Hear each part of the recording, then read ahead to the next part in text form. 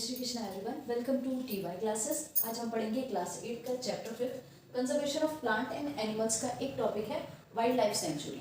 अब ये wild life sanctuary है क्या? वाइल्ड लाइफ मीन्स एनिमल्स की लाइफ को प्रोटेक्ट करने के लिए गवर्नमेंट ने कुछ रूल्स एंड रेगुलेशन बनाए, पर्टिकुलर एरिया को है प्रोटेक्ट करने के लिए ये इस सेंचुरी को या कह सकते हो वाइल्ड लाइफ सेंचुरी को डेवलप किया ताकि क्या है वाइल्ड एनिमल्स का प्रोटेक्शन किया जाए। तो ये कुछ पॉइंट्स के बेसिस पे है, डिस्क्रिप्शन है वो आप देख लेते हैं। Area to protect animal in their natural habitat, यानी एनिमल्स का प्रोटेक्शन, जो एनिमल्स है नेचुरल हैबिट में है, जिस तरीके से रह रहे हैं उनकी हैबिटेट के बेसिस पे ही कंजर्वेशन करना। यानी एनिमल्स की हैबिटेट नेचुरल हैबिटेट कंजर्व होगी तो एनिमल्स क्या होगा, अपने आप प्रोटेक्ट रहेंगे। सेकेंड है poaching and hunting is strictly prohibited. ऐसे एरियाज में क्या होगा कि पोचिंग और हंटिंग यानी यह मारना, जानवरों को जो है वो काटना पीटना सब बंद होगा। जैसे एनिमल्स के हॉर्न है या कुछ स्किन पार्ट है, ये पार्ट यूज लिए जाते हैं, तो इन पार्ट्स की इलीगल जो सेलिंग होती है या इलीगल तरीके से जितने भी लेते हैं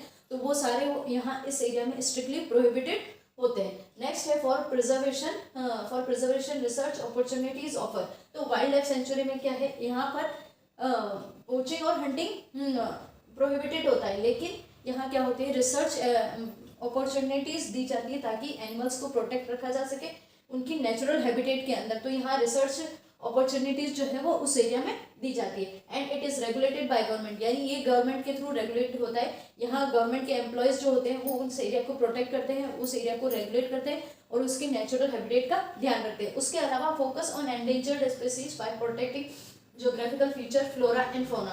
तो यहाँ क्या हो रहा है, उसके अलावा कुछ जो एंडेंजर्ड स्पीसीज है, जो स्पीसीज खत्म होने की तादाद में है, तो उसके प्रोटेक्शन के लिए नेचुरली इन एरियाज को भी प्रोटेक्ट किया जा रहा है। वहाँ के ज्योग्राफिकल एरिया जिस कंडीशन में है उससे प्रोटेक्ट किया जा रहा है ताकि उस हैबिटेट में वो एंडेंजर्ड स्पीसीज जो है वो वापस प्रोटेक्टेड रह सके। तो ये तो बात हो गई वाइल्ड लाइफ सेंचुरीज की। अब यहाँ कुछ नेशनल सेंचुरीज है या नेशनल पार्क है, उनके बारे में बात कर ले। जैसे जिम कॉर्बेट नेशनल पार्क है, that is in Uttarakhand, that is conservation of tiger. अब यहाँ जिम कॉर्बेट नेशनल पार्क क्या है, ये उत्तराखंड में और ये टाइगर प्रिजर्वेशन के लिए यहाँ प्रोटेक्शन दिया जाता है। नेक्स्ट है Kaziranga national park, that is in Assam and it is specially for one horn rhinoceros, यानी एक सिंगा वाले 12 सिंगा जो है उनको प्रोटेक्ट करने के लिए आसाम में ये नेशनल पार्क का डेवलप किया। कौन सा? Kaziranga national park, that is in Assam.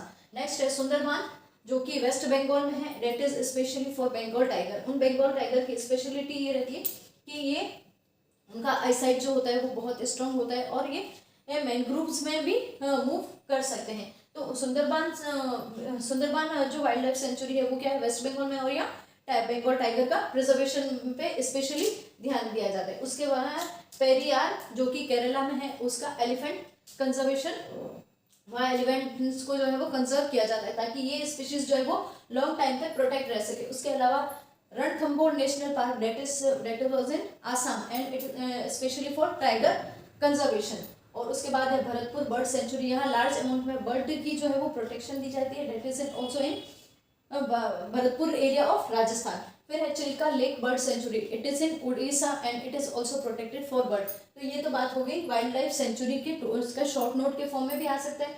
इसके एरिया, इसके बारे में नॉर्मल एग्जांपल्स पूछ सकते हैं, कौन सा नेशनल पार्क कहाँ है ये और किस स्पेशल एनिमल्स के लिए है, ये भी पूछा जा सकता है। That is all about wild life sanctuary. Thank you.